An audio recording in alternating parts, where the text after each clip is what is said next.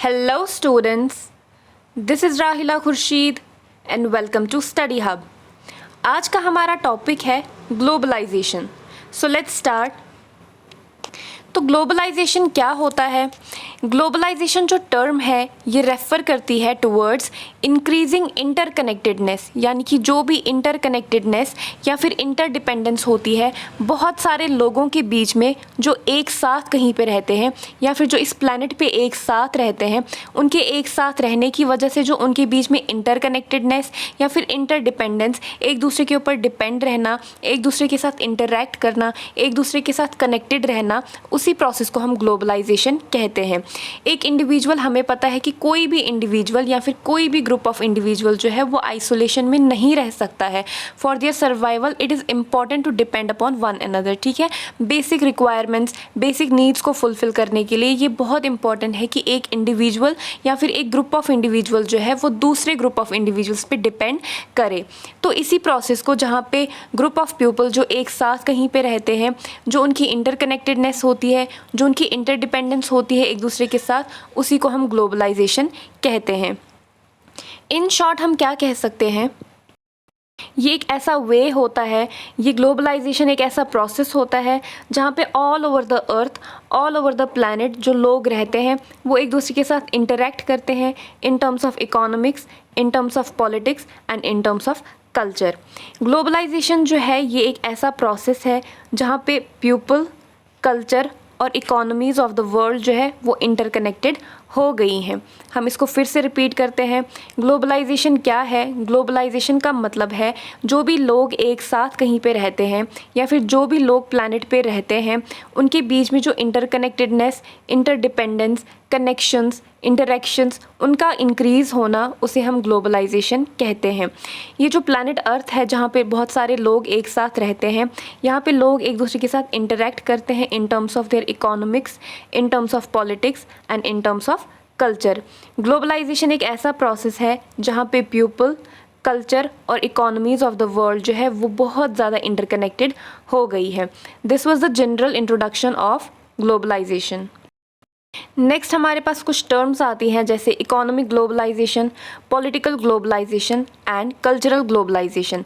मतलब ग्लोबलाइजेशन कहाँ पे हो रही है, इंटरडिपेंडेंस कहाँ पे हो रही है, उसी के बेसिस पे यहाँ पे हमारे पास तीन टर्म्स हैं, that is economic, political and cultural globalisation.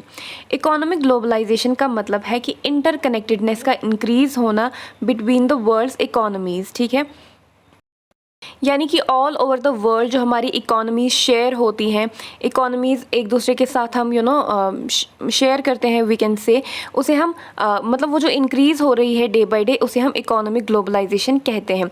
For example जैसे हमारा इंपोर्ट एक्सपोर्ट का होता है कि all over the world import export business होता है। मतलब अगर एक जगह से कोई एक चीज़ इंपोर्ट हो रही है तो दूसरी जगह से कोई दूसरी चीज़ एक्सपोर्ट होती है। तो इसके बेसिस पे, इकोनॉमिक के बेसिस पे क्या हो रहा है, इंटरकनेक्टेड या फिर इंटरडिपेंडेंस हो रहा है वर्ल्ड में जो पीपल रह रहे हैं या फिर वर्ल्ड के जो पॉपुलेशन है उनके बीच में जो इंक्रीज़ हो रही है डिपेंडेंस, उसे हम इकोनॉमिक ग्लोबलाइजेशन कहेंगे। Next is political globalization. जैसे कि हमें पता है कि बहुत सारी कंट्रीज़ जो हैं, मतलब एक अकेली कंट्री जो है वो सिर्फ अपने पॉलिटिकल सपोर्ट के बेसिस पे सर्वाइव नहीं कर सकती है। एक नेशन को, एक कंट्री को क्या होता है, इट इज़ इम्पॉर्टेंट कि उनकी जो गवर्नमेंट है वो दूसरे नेशंस के साथ भी इंटरेक्ट करे, दूसरे नेशन की पॉलिटिक्स के साथ भी इंटरेक्ट करे, सो दैट वो एक पीसफुल लाइफ दे सके अपने कंट्री के पीपल को। तो यहाँ पे जो है, यहाँ पे पॉलिटिकल ग्लोबलाइजेशन इंक्रीज़ हो रही है, यानी कि इंटरडिपेंडेंस हो रही है between the different political parties जो होती है, उनके बीच में जो इंटरडिपेंडेंस है वो इंक्रीज़ होता है। तो इसको हम क्या कहेंगे, पॉलिटिकल ग्लोबलाइजेशन कहेंगे। नेक्स्ट इज़ कल्चरल ग्लोबलाइजेशन, यानी कि जो people all over the world है वो क्या कर रहे हैं, वो शेयर कर रहे हैं या फिर डिपेंड हो रहे हैं एक दूसरे के ऊपर on the basis of entertainment, cuisines, food, habits etcetera, इनके बेसिस पे डिपेंड होते हैं। तो इसी को हम कल्चरल ग्लोबलाइजेशन कहते हैं। तो ये था हमारा economic globalization, political globalization, cultural globalization. Economic means economy के बेसिस पे, जैसे हमारा इंपोर्ट एक्सपोर्ट का बिजनेस इसमें एग्जाम्पल आता है। पॉलिटिकल ग्लोबलाइजेशन का मतलब कि जो पॉलिटिकल पार्टीज़ हैं वो डिपेंड होती हैं एक दूसरे के नेशन के पार्टीज़ पे। And next is cultural globalization की मतलब एंटरटेनमेंट्स के बेसिस पे, क्यूजीन्स के बेसिस पे ये क्या कर रहे हैं, इंटरडिपेंड हो रहे हैं एक दूसरे पे। नेक्स्ट हम देखेंगे कि आज के एरा में हमारे पास ग्लोबलाइजेशन की मोस्ट कॉमन एग्जांपल्स कौन सी हैं। जो हमारी मल्टीनेशनल कॉरपोरेशंस आती हैं, जैसे जिसमें हमारी ऐप्स आती हैं, जैसे कि अमेज़ॉन, गूगल, एप्पल, फेसबुक, ये सारे सॉफ्टवेयर्स या फिर ये सारी ऐप्स या फिर ये सारे मल्टीनेशनल कॉरपोरेशंस जो हैं, ये हमारे पास क्या बनती है, एक एग्जाम्पल है हमारे किसकी, ग्लोबलाइजेशन की। मतलब आज के एरा के ग्लोबलाइजेशन की है, जो एक जिन्होंने एक बहुत ही ज़्यादा सक्सेस गेन की है अपने आप में ही। तो ये जो प्रोडक्ट्स हैं, जो भी ये गुड्स क्रिएट करते हैं, ये इंडिस्पेंसिबल होते हैं by people on every continent. यानी कि मतलब जो भी गुड्स एंड सर्विसेज ये प्रोडक्ट्स जो है क्रिएट करते हैं, ये ऑल ओवर द वर्ल्ड जो पीपल होते हैं उनके लिए वो बहुत ज़्यादा नेसेसरी कंसिडर होता है। तो ये हमारे पास एग्जांपल थी आज के एरा के ग्लोबलाइजेशन की, कि जो भी हमारे पास मल्टीनेशनल कॉरपोरेशंस हैं, जैसे जिसमें हमारी ऐप्स आती हैं, जिसकी वजह से ग्लोबलाइजेशन बहुत ज़्यादा इंक्रीज़ हो गया है। तो ये थी हमारी कुछ common examples of globalization. Next आता है हमारे पास सोशल चेंज या फिर सोशल चेंजेस। हम देखते हैं सोशल चेंज क्या होता है। दैट मीन्स ग्लोबलाइजेशन की वजह से हमारी सोसाइटी में क्या क्या चेंजेस आते हैं, वेदर पॉजिटिव और नेगेटिव, बट कौन कौन से चेंजेस आते हैं वो हम देखेंगे। तो सबसे पहले हम पॉजिटिव इफ़ेक्ट्स या फिर पॉजिटिव चेंजेस के बारे में बात करेंगे। जो ग्लोबलाइजेशन है, ग्लोबलाइजेशन ने काफ़ी ज़्यादा पॉजिटिव इफ़ेक्ट्स क्रिएट किए हमारी सोसाइटी पे, जिसमें सबसे पहला एंड मोस्ट इम्पॉर्टेंट है rise of the middle class in developing Nations. यानी कि ग्लोबलाइजेशन से पहले या फिर इंटरडिपेंडेंस से पहले हमारे पास दो कैटेगरीज होती थी, दो कैटेगरीज या फिर दो क्लासेस होती थी।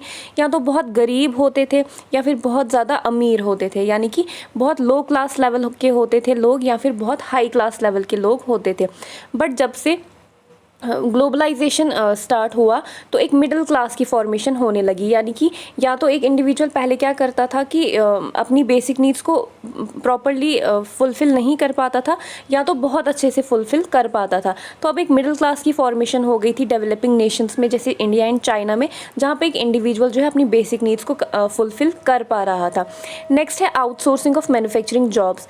आउटसोर्सिंग ऑफ मैन्युफैक्चरिंग जॉब्स का मतलब है कि जो भी गुड्स की प्रोडक्शन होने लगी बहुत सारी कंट्रीज़ में, जैसे यूएस, यूरोप एंड जापान, इसकी वजह से क्या होने लगा, मतलब जो भी आउटसोर्सिंग ऑफ मैन्युफैक्चरिंग जॉब्स, यानी कि जो मैन्युफैक्चरिंग प्रोडक्ट्स होते थे, गुड्स होते थे, उनको एक्सपोर्ट किया जाने लगा। इसकी वजह से एक कंट्री को बहुत ही ज़्यादा इकोनॉमिक सपोर्ट या फिर फाइनेंशियल सपोर्ट होने लगा। अनदर पॉजिटिव इफ़ेक्ट, क्या पॉजिटिव बेनिफिट या फिर पॉजिटिव इफ़ेक्ट हम कह सकते हैं क्या रहा ग्लोबलाइजेशन का, कि जो डेवलप्ड कंट्रीज़ जो हैं, जब वो गुड्स एंड सर्विसेज की प्रोडक्शन करने लगी तो at very low labour cost वो प्रोडक्शन करने लगी, तो वो उनको सेल भी एट अ लो कॉस्ट करने लगे, जिसकी वजह से जो कंज्यूमर्स हैं उनको गुड्स मिलने लगे at a very low and affordable prices. Instead of अगर वही गुड्स जो है किसी वेल्दी कंट्री में प्रोड्यूस होते थे तो वहाँ पे बहुत ज़्यादा कॉस्ट उनको देनी पड़ती थी, बट यहाँ पे मैन्युफैक्चरिंग कॉस्ट जो थी वो बहुत ज़्यादा कम थी, जिसकी वजह से फाइनेंशियल एंड इकोनॉमिक सपोर्ट मिलने लगा। नेक्स्ट हमारे पास और भी कुछ पॉजिटिव इफ़ेक्ट्स हैं, जिसमें क्या होने लगा, वाइडर वैरायटी ऑफ फूड्स की एक्सेस मिलने लगी, मोर एजुकेशन अपॉर्चुनिटीज़ मिलने लगी पीपल को in different countries, scientific research होने लगी at larger community of people, more international cooperations जो हैं वो कंट्रोल करने लगे, मतलब एक्सेस करने लगे टुवर्ड्स कंट्रोलिंग ग्लोबल वार्मिंग, और प्रोडक्ट्स की जो कॉस्ट है उसमें लोअरिंग होने लगी, जो प्रोडक्ट्स जो है उनकी मैन्युफैक्चरिंग कॉस्ट जो है वो काफ़ी ज़्यादा लो होने लगी। नेक्स्ट आते हैं हमारे पास कुछ negative effects of globalization. Negative effects में सबसे पहला आता है डिफॉरेस्टेशन। ग्लोबलाइजेशन की वजह से डिफॉरेस्टेशन यानी कि cutting of trees, cutting of forest होने लगा। क्यों? क्योंकि ऑल ओवर द वर्ल्ड के लिए फूड प्रोडक्शन करने के लिए obviously it's important to cut the plants and trees, जिसकी वजह से काफ़ी ज़्यादा एग्रीकल्चरल लॉस एंड डिफॉरेस्टेशन होने लगा। डिफॉरेस्टेशन की वजह से क्या होने लगा, ग्लोबल वार्मिंग होने लगी और बहुत ज़्यादा बायोडाइवर्सिटी ऑफ प्लैनेट जो है वो डिक्रीज़ होने लगी। और जो डिफॉरेस्टेशन की प्रॉब्लम है ये बहुत ज़्यादा प्रॉब्लमेटिक होने लगी ट्रॉपिकल कंट्रीज़ में, जैसे कि ब्राज़ील एंड इंडोनेशिया में। नेक्स्ट आते हैं हमारे इसमें और भी कुछ नेक्स्ट लेवल के, वीकेंड से सेकेंडरी लेवल के कुछ नेगेटिव इफ़ेक्ट्स आते हैं हमारे ग्लोबलाइजेशन में, जैसे कि साइबर क्राइम बहुत ज़्यादा होने लगा, कि जो भी हमारे टीनेजर्स हैं जो हमारे वीकेंड से जो हमारा सोशल मीडिया को मिसयूज़ करते हैं, तो वहाँ पे काफ़ी ज़्यादा साइबर क्राइम्स होने लगे, टेररिज्म होता है इसकी वजह से, पोल्यूशन ऑफ ओशियंस होता है, माइग्रेशन ऑफ रिफ्यूजीज़ होता है, और ह्यूमन ट्रैफिकिंग होती है। किसकी वजह से? जब से ग्लोबलाइजेशन जो है बहुत ज़्यादा एडवांस होने लगा, तब से ये सारे नेगेटिव इफ़ेक्ट्स जो हैं या फिर नेगेटिव सोशल चेंजेस जो हैं हमारी सोसाइटी में आने लगे। So this was all about today's topic. हमारा आज का टॉपिक था ग्लोबलाइजेशन। आई होप आप सबको अच्छे से समझ आया होगा। Thank you so much. Take care. Bye bye.